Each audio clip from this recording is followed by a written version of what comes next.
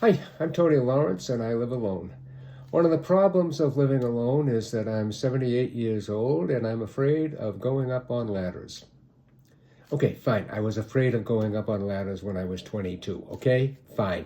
But I'm afraid now. I'm more afraid now. I'm, I'm afraid of falling. I guess I was always afraid of falling. It doesn't matter, okay? I don't want to go up on a ladder.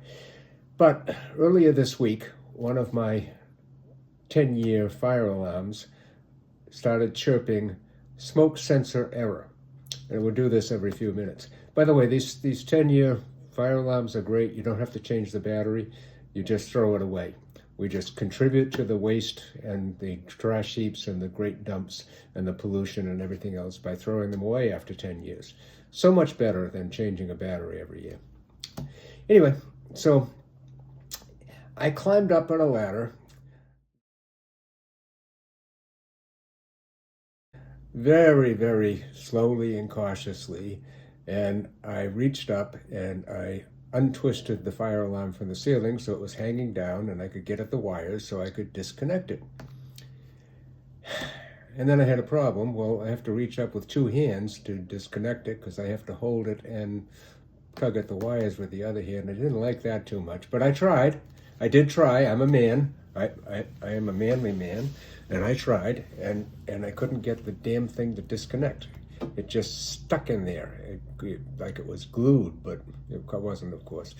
So I tried and tried and tried, and I couldn't do it. And I thought, well, maybe I could just cut the wires, but then I'm going to have a wiring problem again when I get the new one. And oh boy, what do I do? So I called the fire department and I asked them, and they said, "Hey, we'll come down and help you."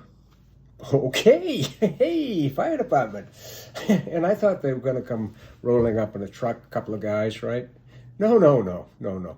The whole big fire engine comes down, parks in front of my house, and 6 guys get out.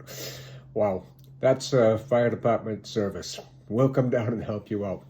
All right, so they all walked in, and they were all kind of laughing and having fun. I don't think they had much to do that day, so they were happy to come and see me with my problem.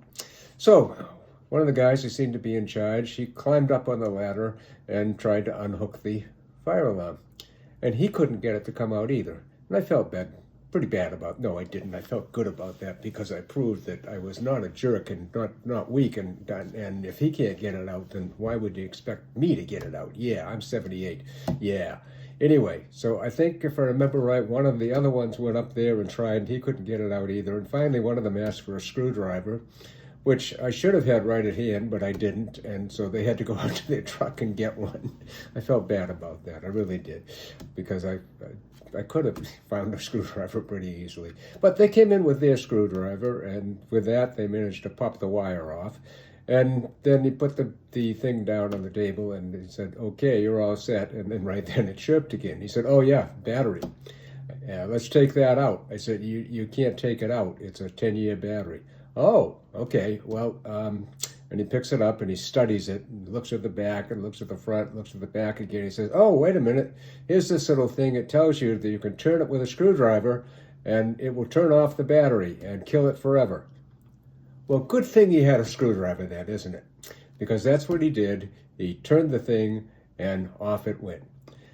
And I ordered a new fire alarm that day, the same brand, the same thing, Kidde, the $10, Kidde, not Kitty, and the same thing, 10-year alarm.